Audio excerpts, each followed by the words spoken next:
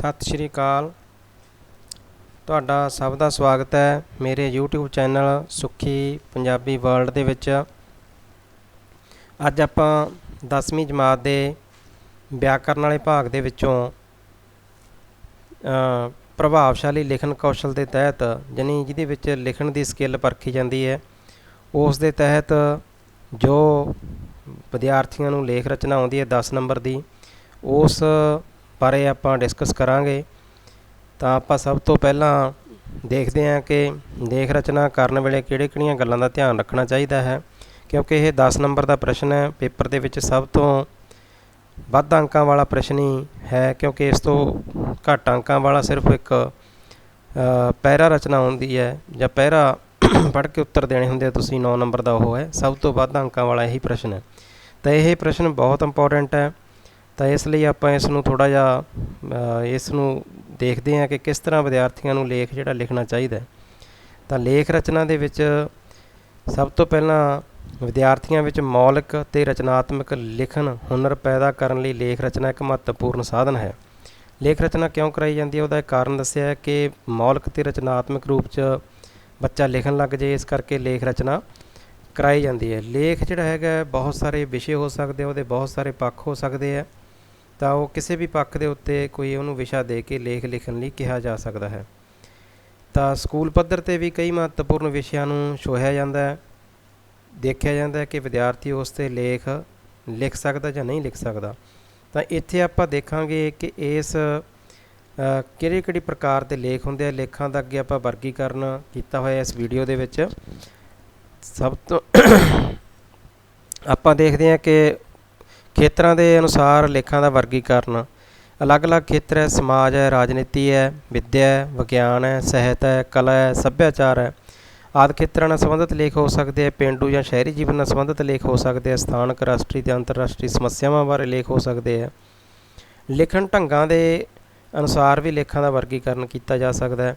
ਵਰਣਨਾਤਮਕ ਲੇਖ ਹੋ ਸਕਦੇ ਆ, ਬਿਰਤਾਂਤਕ ਲੇਖ ਹੋ ਸਕਦੇ ਆ, ਵਿਚਾਰਾਤਮਕ ਲੇਖ ਹੋ ਸਕਦੇ ਆ, ਭਾਵਨਾਤਮਕ ਲੇਖ ਹੋ ਸਕਦੇ ਆ, ਕਲਪਨਾਮਈ ਲੇਖ ਹੋ ਸਕਦੇ ਆ।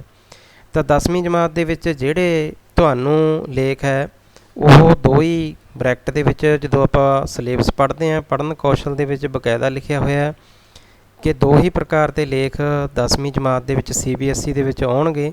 ਉਹ ਇੱਕ ਤਾਂ ਵਿਚਾਰ ਪ੍ਰਧਾਨ ਲੇਖ ਅਤੇ ਦੂਸਰਾ ਹੈ ਆਮ ਵਿਸ਼ੇ।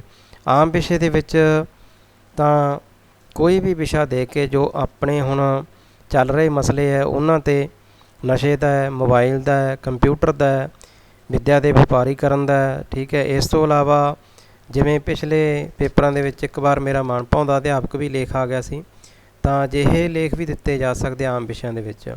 ਪਰ ਜਿਹੜਾ ਵਿਚਾਰਾਤਮਕ ਲੇਖ ਹੈ ਉਹਦੇ ਵਿੱਚ ਸਿਰਫ ਉਹੀ ਲੇਖ ਦਿੱਤੇ ਜਾ ਸਕਦੇ ਆ ਜੋ ਕਿਸੇ ਵਿਚਾਰ 'ਤੇ ਆਧਾਰਿਤ ਹੋਣ। ਅਤੇ ਜਿੱਥੋਂ ਤੱਕ ਮੇਰਾ ਤਜਰਬਾ ਹੈ, ਪਿਛਲੇ ਕੁਝ ਸਮੇਂ ਤੋਂ ਜਿਹੜੇ ਲੇਖ ਆ ਰਹੇ ਹੈ CBSE ਦੇ ਵਿੱਚ, ਉਹ ਵਿਚਾਰਾਤਮਕ ਜ਼ਿਆਦਾ ਗੁਰਬਾਣੀ ਦੀ ਤੁਕ 'ਤੇ ਆਧਾਰਿਤ ਲੇਖ ਆ ਰਹੇ ਹੈ। ਜਿਵੇਂ ਸ਼੍ਰੀ ਗੁਰੂ ਨਾਨਕ ਦੇਵ ਜੀ ਦੀਆਂ ਕੁਛ ਤੁਕਾਂ 'ਤੇ ਆਧਾਰਿਤ ਹੈ। ਮਿੱਠਤ ਨੀਵੀਂ ਨਾਨਕਾ ਗੁਣ ਚੰਗਿਆਈਆਂ ਤੱਤ, ਉਸ 'ਤੇ ਆਧਾਰਿਤ ਲੇਖ ਹੈ। ਮਨ ਜੀਤੇ ਜਗਜੀਤ ਹੈ, ਨਿਵੇ ਸੋ ਗੌਰਾ ਹੋਏ, ਇਸ ਤਰ੍ਹਾਂ ਦੀਆਂ ਤੁਕਾਂ 'ਤੇ ਆਧਾਰਿਤ ਲੇਖ ਹੈ ਜਿਹੜੇ ਉਹ ਆ ਰਹੇ ਆ। ਜਾਂ ਨਾਨਕ ਦੁਖੀਆ ਸਭ ਸੰਸਾਰ। ਤਾਂ ਇਹ ਲੇਖ ਹੈ ਜਿਹੜੇ ਇਹ ਵਿਚਾਰਾਤਮਕ ਲੇਖ ਇਹਨਾਂ ਨੂੰ ਕਹਿੰਦੇ ਆ। ਦੋ ਹੀ ਪ੍ਰਕਾਰ ਦੇ ਲੇਖ ਤੁਸੀਂ 10ਵੀਂ ਦੇ ਵਿੱਚ ਕਰਨੇ ਆ। ਤਾਂ ਇਸ ਤੋਂ ਇਲਾਵਾ ਖੇਤਰ ਅਨੁਸਾਰ ਲੇਖ, ਜਿਹੜੇ ਖੇਤਰ ਅਨੁਸਾਰ ਪਹਿਲਾਂ ਅੱਡ ਲੇਖਾਂ ਦਾ ਵਰਗੀਕਰਨ ਕੀਤਾ ਹੋਇਆ, ਫਿਰ ਉਹਨਾਂ ਦੀ ਡਿਟੇਲ ਦਿੱਤੀ ਹੈ। ਖੇਤਰ ਅਨੁਸਾਰ ਤੋਂ ਭਾਵ ਹੈ ਲੇਖਕ ਦਾ ਇੱਥੇ ਕਹਿਣ ਤੋਂ ਇੱਥੇ ਇਹ ਭਾਵ ਹੈ ਕਿ ਬਹੁਤ ਸਾਰੇ ਲੇਖ ਇਹ ਹੈ ਕਿ ਕਈ ਲੇਖ ਦੋ ਪਾਸੇ ਆ ਜਾਂਦੇ ਆ। ਉਦਾਹਰਣ ਲਈ ਉਹਨੇ ਦਿੱਤਾ ਜਿਵੇਂ ਮਾਤਾ ਭਰੂਣ ਹੱਤਿਆ ਦਾ ਜਿਹੜਾ ਲੇਖ ਹੈ ਉਹ ਇੱਕ ਸਮੱਸਿਆ ਲੇਖ ਵੀ ਹੈ, ਇਹ ਪਰਿਵਾਰਕ ਲੇਖ ਵੀ ਹੈ, ਇਹ ਸਮਾਜਿਕ ਲੇਖ ਵੀ ਹੋ ਸਕਦਾ ਹੈ, ਇੱਕ ਸਾਹਿਤਕਾਰ ਵਜੋਂ ਇੱਕ ਗੰਭੀਰ ਸਮੱਸਿਆ ਵੀ ਹੈ ਇਹ। ਤਾਂ ਇਹ ਜਿਹੜੇ ਹੈਗਾ ਇੱਕੋ ਹੀ ਲੇਖ ਕਈ ਪ੍ਰਕਾਰ ਦੇ ਵਿਸ਼ਿਆਂ ਦੇ ਵਿੱਚ ਆ ਸਕਦਾ। ਤਾਂ ਜਾਣੀ ਕਹਿਣ ਤੋਂ ਭਾਵ ਹੈ ਕਿ ਜਦੋਂ ਤੁਹਾਨੂੰ ਅਜਿਹਾ ਲੇਖ ਆਉਂਦਾ, ਆਪਾਂ ਇਹ ਨਹੀਂ ਸਮਝਣਾ ਵੀ ਇਹ ਸਿਰਫ ਸਮੱਸਿਆ ਪ੍ਰਧਾਨ ਹੈ, ਉਹਦੇ ਹੋਰ ਪੱਖਾਂ ਨੂੰ ਆਪਾਂ ਦੇਖ ਸਕਦੇ ਹਾਂ। ਤਾਂ ਇਸ ਤੋਂ ਇਲਾਵਾ ਜਿਹੜੇ ਦਿੱਤੇ ਹੋਏ ਹੈ ਕਿ ਅਨਪੜ੍ਹਤਾ, ਬਾਲਗ ਸਿੱਖਿਆ, ਇਹ ਸਾਰੇ ਲੇਖ ਹੈ ਜਿਹੜੇ ਦੋ ਪਾਸੇ ਇਹ ਆਪਾਂ ਲੇਖ ਦੇਖ ਸਕਦੇ ਹਾਂ। ਦੋ ਥਾਂ ਇਹਨਾਂ ਦਾ ਵਰਗੀਕਰਨ ਹੋ ਸਕਦਾ ਹੈ। ਤਾਂ ਲੇਖ ਲਿਖਣ ਦਾ ਜਿਹੜਾ ਢੰਗ ਹੈ ਉਹ ਆਪਾਂ ਦੇਖਦੇ ਹਾਂ ਕਿ ਲਿਖਣ ਦੇ ਢੰਗ ਅਨੁਸਾਰ ਵੀ ਜਿਹੜੇ ਹੈਗੇ ਆ ਲੇਖ ਦਿੱਤੇ ਗਏ। ਪਹਿਲਾਂ ਵਰਣਾਤਮਕ ਲੇਖ ਦਿੱਤੇ ਗਏ ਹੈ। ਵਰਣਾਤਮਕ ਲੇਖ ਪਹਿਲੀ ਆਪਣੀ ਜਿਹੜੀ ਉਹਦੀ ਕੈਟਾਗਰੀ ਦੇ ਵਿੱਚ ਆਉਂਦੀ ਸੀ ਲਿਖਣ ਢੰਗ ਦੇ ਅਨੁਸਾਰ। ਤਾਂ ਵਰਣਾਤਮਕ ਲੇਖ ਦੇ ਵਿੱਚ ਕੀ ਹੈ, ਕਿਸੇ ਤੁਸੀਂ ਥਾਂ 'ਤੇ ਗਏ, ਉੱਥੋਂ ਦਾ ਵਰਣਨ ਕਰਨਾ, ਕੋਈ ਇਤਿਹਾਸਕ ਯਾਤਰਾ ਕੀਤੀ, ਕੋਈ ਮੈਚ ਹੈ, ਕੋਈ ਕਿਤੇ ਦੂਰ ਤੁਸੀਂ ਪਹਾੜੀ ਦ੍ਰਿਸ਼ ਦੇਖਿਆ ਜਾਂ ਖਿੱਠੇ ਮੇਲੇ ਦੇਖੇ, ਇਹ ਸਾਰੇ ਵਰਣਾਤਮਕ ਲੇਖ ਹੈ ਇਸ ਤਰ੍ਹਾਂ ਦੇ, ਜਿਹਦੇ ਵਿੱਚ ਤੁਸੀਂ ਵਰਣਨ ਕਰਨਾ ਉਸ ਥਾਂ ਦਾ। ਬਿਰਤਾਂਤਕ ਲੇਖ ਦੇ ਵਿੱਚ ਕੋਈ ਕਹਾਣੀ ਹੁੰਦੀ ਹੈ, ਜਿਵੇਂ ਯਾਤਰਾਵਾਂ ਨਾਲ ਸੰਬੰਧਿਤ ਤੁਹਾਡੇ ਕੋਈ ਕਹਾਣੀ ਹੈ, ਜਾਂ ਯਾਦਾਂ ਨਾਲ ਸੰਬੰਧਿਤ ਹੈ, ਜਾਂ ਇਤਿਹਾਸ ਨਾਲ ਸੰਬੰਧਿਤ ਹੈ, ਜਾਂ ਭੁੱਲ ਯਾਦਾਂ ਹੈ, ਮੇਰੀਆਂ ਭੁੱਲ ਯਾਦਾਂ, ਇਸ ਤਰ੍ਹਾਂ ਦੇ ਲੇਖ ਹੈ। ਵਿਚਾਰਾਤਮਕ ਲੇਖ ਜਿਸ ਤਰ੍ਹਾਂ ਇਹਨੇ ਇੱਥੇ ਲਿਖੇ ਹੈ ਕਿ ਕਿਸੇ ਪ੍ਰਸਿੱਧ ਲੇਖਕ ਦੀ ਤੁਕ, ਅਖੌਤ ਜਾਂ ਕਿਸੇ ਸੂਖਮ ਵਿਸ਼ੇ ਉੱਤੇ ਲਿਖੇ ਲੇਖਾਂ ਵਿੱਚ ਵਿਚਾਰ ਪ੍ਰਧਾਨ ਹੁੰਦਾ ਹੈ। ਤਾਂ ਇਹ ਕਿਸੇ ਲੇਖਕ ਦੀ ਤੁਕ ਵੀ ਹੋ ਸਕਦੀ ਹੈ, ਕੋਈ ਅਖੌਤ ਵੀ ਹੋ ਸਕਦੀ ਹੈ, ਕੋਈ ਹੋਰ ਸੂਖਮ ਵਿਸ਼ਾ ਵਿੱਚ ਹੋ ਸਕਦਾ ਹੈ। ਭਾਵਾਤਮਕ ਲੇਖ ਦੇ ਵਿੱਚ ਮਾਂ ਦੀ ਮਮਤਾ, ਬਚਪਨ, ਦੇਸ਼ ਦਾ ਪਿਆਰ, ਫੁੱਲਾਂ ਦੀ ਸੁੰਦਰਤਾ ਆਦਿ ਅਜਿਹੇ ਲੇਖ ਹੋ ਸਕਦੇ ਆ। ਕਲਪਨਾਮਈ ਲੇਖ ਦੇ ਵਿੱਚ ਆ ਜਾਂਦੇ ਆ ਵੀ ਜੇ ਮੈਂ ਦੇਸ਼ ਦਾ ਪ੍ਰਧਾਨ ਮੰਤਰੀ ਹੋਵਾਂ ਸੰਨ 2020 ਵਿੱਚ ਭਾਰਤ, ਜਾਨੀ ਕਲਪਨਾ ਵੀ ਉਹ ਕੀ ਹੋ ਸਕਦਾ ਉੱਥੇ, ਜੇ ਮੈਂ ਮੁੱਖ ਮੰਤਰੀ ਹੋਵਾਂ, ਤੁਹਾਡੀ ਸੋਚ ਹੈ, ਤੁਹਾਡੀ ਕਲਪਨਾ, ਤੁਸੀਂ ਕੀ ਕਰੋ ਜੇ ਮੇਰੀ ਲਾਟਰੀ ਨਿਕਲ ਆਵੇ। ਇਸ ਤਰ੍ਹਾਂ ਦਾ ਲੇਖ ਹੈ ਜਿਹੜੇ ਇਹ ਸਾਰੇ ਦੇ ਸਾਰੇ ਕਲਪਨਾਮਈ ਲੇਖ ਹੈ। ਹੁਣ ਲੇਖ ਲਿਖਣ ਦੀ ਵਿਧੀ ਦੀ ਗੱਲ ਕੀਤੀ ਗਈ ਹੈ ਕਿ ਲੇਖ ਲਿਖਿਆ ਕਿਵੇਂ ਜਾਵੇ। ਤਾਂ ਇਹਦੇ ਵਿੱਚ ਜਿੱਥੇ ਤੱਕ ਮੈਂ ਵਿਦਿਆਰਥੀਆਂ ਨੂੰ ਇਹੀ ਸਮਝਾਉਣ ਦਾ ਯਤਨ ਕਰਦਾ ਵੀ ਜੇ ਤੁਹਾਨੂੰ ਲੇਖ ਦੇ ਵਿਸ਼ੇ ਬਾਰੇ ਬਹੁਤ ਜ਼ਿਆਦਾ ਸਪਸ਼ਟਤਾ ਹੈ, ਤੁਸੀਂ ਪੂਰੀ ਤਰ੍ਹਾਂ ਸਪਸ਼ਟ ਹੋ, ਤੁਹਾਨੂੰ ਉਸ ਵਿਸ਼ੇ ਬਾਰੇ ਬਹੁਤ ਕੁਝ ਪਤਾ ਹੈ, ਤੁਹਾਨੂੰ ਉਸ ਵਿਸ਼ੇ ਦੇ ਪੁਆਇੰਟ ਵੀ ਪਤਾ ਹੈ, ਤਾਂ ਪੁਆਇੰਟ ਦੇ ਵਿੱਚ ਲੇਖ ਲਿਖਣਾ ਬਹੁਤ ਲਾਹੇਵੰਦ ਹੈ। ਵੈਸੇ ਤੁਹਾਡੀ ਮੈਂ ਜਾਣਕਾਰੀ ਵਾਸਤੇ ਇੱਥੇ ਹੋਰ ਵੀ ਦੱਸ ਦੇਵਾਂ ਕਿ CBSE ਦੇ ਵਿੱਚ ਬਕਾਇਦਾ ਪੁਆਇੰਟ ਲਿਖੇ ਹੁੰਦੇ ਆ, ਤਾਂ ਤੁਸੀਂ ਉਹਨਾਂ ਪੁਆਇੰਟਾਂ 'ਤੇ ਹੀ ਆਧਾਰਿਤ ਲੇਖ ਲਿਖਣਾ। ਜਿਹੜੇ ਪੁਆਇੰਟ ਦਿੱਤੇ ਹੋਏ ਆ ਉਦੋਂ ਬਾਹਰ ਨਹੀਂ ਜਾਣਾ। ਫਿਰ ਵੀ ਆਪਾਂ ਦੇਖ ਲੈਂਦੇ ਹਾਂ ਕਿ ਵਿਸ਼ੇ ਬਾਰੇ ਸਪਸ਼ਟਤਾ ਦੇ ਵਿੱਚ ਲੇਖਕ ਕੀ ਕਹਿਣਾ ਚਾਹੁੰਦਾ।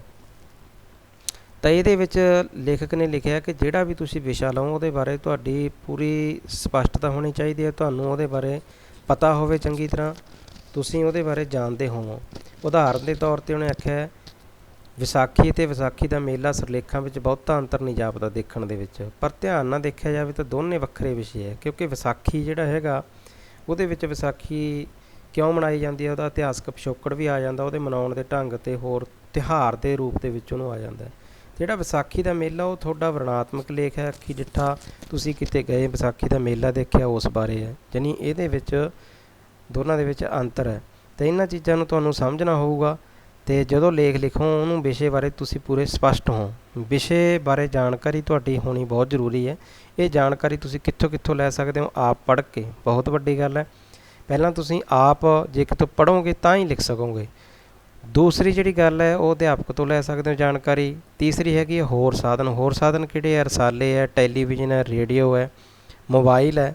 ਇਹਨਾਂ ਸਾਧਨਾਂ ਰਾਹੀਂ ਤੁਹਾਨੂੰ ਉਸ ਵਿਸ਼ੇ ਦਾ ਗਿਆਨ ਹੋ ਸਕਦਾ, ਉਸ ਵਿਸ਼ੇ ਬਾਰੇ ਤੁਸੀਂ ਜਾਣਕਾਰੀ ਲੈ ਸਕਦੇ ਹੋ। ਨਿੱਜੀ ਅਨੁਭਵ ਤੋਂ ਕੁਛ ਇੱਕ ਲੇਖ ਅਜਿਹੇ ਹੈ ਜਿਹੜੇ ਤੁਹਾਡੇ ਨਿੱਜੀ ਅਨੁਭਵ ਨਾਲ ਸੰਬੰਧਿਤ ਹੈ। ਤਾਂ ਜੇ ਨਿੱਜੀ ਕੋਈ ਅਨੁਭਵ ਹੈ ਤੁਹਾਡਾ ਜਿਸ ਤਰ੍ਹਾਂ ਦਾ ਹੈ ਲੇਖ ਦੇ ਬਾਰੇ, ਤਾਂ ਉਸ ਨੂੰ ਸਾਹਿਤਕ ਸ਼ਬਦਾਂ ਦੇ ਵਿੱਚ ਤੁਸੀਂ ਲਿਖ ਸਕਦੇ ਹੋ। ਜਿਹੜਾ ਲੇਖ ਦੇ ਵਿੱਚ ਪਹਿਲਾ ਪਹਿਰਾ ਹੁੰਦਾ ਹੈ, ਜਿਵੇਂ ਲੇਖਕ ਨੇ ਇੱਥੇ ਲਿਖਿਆ, ਉਹ ਬਹੁਤ ਮਹੱਤਵਪੂਰਨ ਹੁੰਦਾ।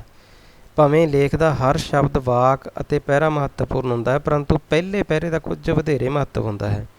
ਕਿਉਂਕਿ ਕੀ ਕਰਦੇ, ਬਹੁਤੇ ਪ੍ਰੀਖਿਅਕ ਹੁੰਦੇ ਜਿਹੜੇ ਜਦੋਂ ਪਹਿਲਾ ਹੀ ਪਹਿਰਾ ਪੜ੍ਹਦੇ ਆ ਤਾਂ ਉਹਨਾਂ ਨੂੰ ਅਨੁਮਾਨ ਲੱਗ ਜਾਂਦਾ ਕਿ ਵਿਦਿਆਰਥੀ ਦੀ ਕਿੰਨੀ ਕੁ ਜਾਣਕਾਰੀ ਹੈ। ਇਸ ਕਰਕੇ ਤੁਸੀਂ ਉਹ ਲੇਖ ਲਿਖਣ ਦਾ ਯਤਨ ਕਰਨਾ ਜਿਹੜਾ ਕਿ ਬਹੁਤ ਜ਼ਿਆਦਾ ਵਧੀਆ ਤਰੀਕੇ ਨਾਲ ਤੁਹਾਨੂੰ ਆਉਂਦਾ, ਅਤੇ ਤੁਸੀਂ ਉਹਦਾ ਆਰੰਭ ਬਹੁਤ ਵਧੀਆ ਅਤੇ ਪ੍ਰਭਾਵਸ਼ਾਲੀ ਤਰੀਕੇ ਨਾਲ ਕਰ ਸਕਦੇ ਹੋ। ਤਾਂ ਇਹਦੇ ਵਿੱਚ ਇਹੀ ਲਿਖਿਆ ਕਿ ਜਿਹੜੇ ਲੇਖ ਬਾਰੇ ਤੁਸੀਂ ਅਸਪਸ਼ਟ ਹੋ ਉਹ ਨੂੰ ਛੇੜਨਾ ਚਾਹੀਦਾ। ਵਿਸ਼ੇ ਬਾਰੇ ਤੁਹਾਨੂੰ ਸਪਸ਼ਟਤਾ ਹੋਣੀ ਚਾਹੀਦੀ ਹੈ।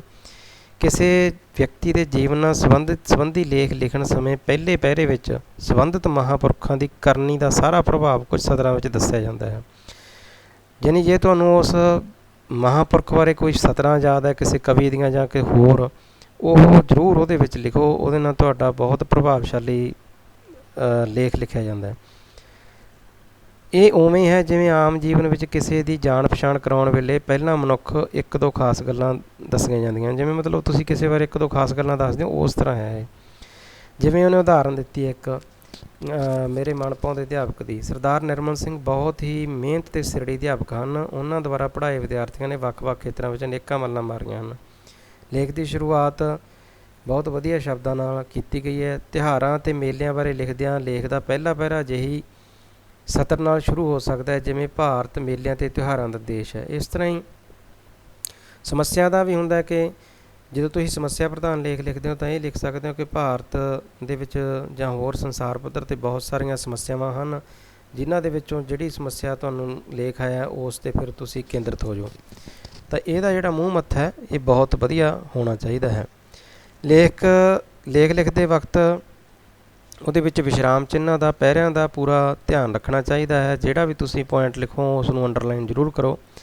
ਜਿਹੜਾ ਅੰਤਲਾ ਪਹਿਰਾ ਹੁੰਦਾ ਹੈ ਉਹ ਵੀ ਬਹੁਤ ਜ਼ਰੂਰੀ ਹੈ, ਕਿਉਂਕਿ ਇਹ ਸਮਾਪਤੀ ਦਾ ਸੂਚਕ ਹੁੰਦਾ ਹੈ। ਕਿਸੇ ਵਿਸ਼ੇ ਬਾਰੇ ਲਿਖੇ ਜਾਣ ਵਾਲੇ ਲੇਖ ਦੀ ਸੀਮਾ ਨਿਸ਼ਚਿਤ ਕਰਨੀ ਔਖੀ ਹੁੰਦੀ ਹੈ।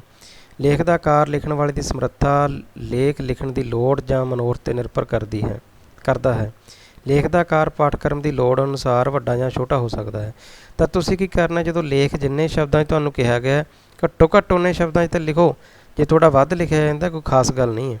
ਅਤੇ ਅੰਤਲੇ ਪਹਿਰੇ ਦੇ ਵਿੱਚ ਨਿਚੋੜ ਲੇਖ ਦੀ ਉਸ ਵਿਸ਼ੇ ਬਾਰੇ ਰਾਏ, ਜੀਵਨ, ਸਮਾਜ ਅਤੇ ਦੇਸ਼ ਲਈ ਵਿਸ਼ੇ ਦੀ ਮਹੱਤਤਾ ਆਦਿ ਨੂੰ ਸੰਕੇਤਕ ਰੂਪ ਦੇ ਵਿੱਚ ਦੇ ਕੇ ਲੇਖ ਦੀ ਸਮਾਪਤੀ ਕੀਤੀ ਜਾਂਦੀ ਹੈ।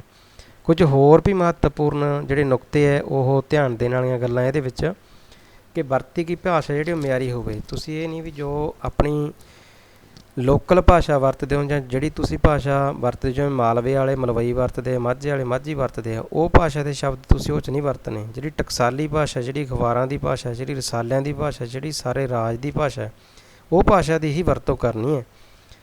ਅਤੇ ਭਾਸ਼ਾ ਵਿਆਕਰਨਕ ਤੌਰ 'ਤੇ ਸ਼ੁੱਧ ਹੋਣੀ ਚਾਹੀਦੀ ਹੈ। ਸ਼ਬਦ ਜੋੜ ਮਿਆਰੀ ਅਤੇ ਪ੍ਰਵਾਨਿਤ ਹੋਣੀ ਚਾਹੀਦੀ ਹੈ। ਜਿਹੜੀ ਲਿਖਾਈ ਹੈ ਉਹ ਪੜ੍ਹਨ ਯੋਗ ਅਤੇ ਵੇਖਣ ਯੋਗ ਹੋਵੇ, ਸੁੰਦਰ ਜਾਪੇ। ਵਿਸ਼ਰਾਮ ਚਿੰਨ੍ਹਾਂ ਦੀ ਗੱਲ ਮੈਂ ਪਹਿਲਾਂ ਹੀ ਕੀਤੀ ਸੀ।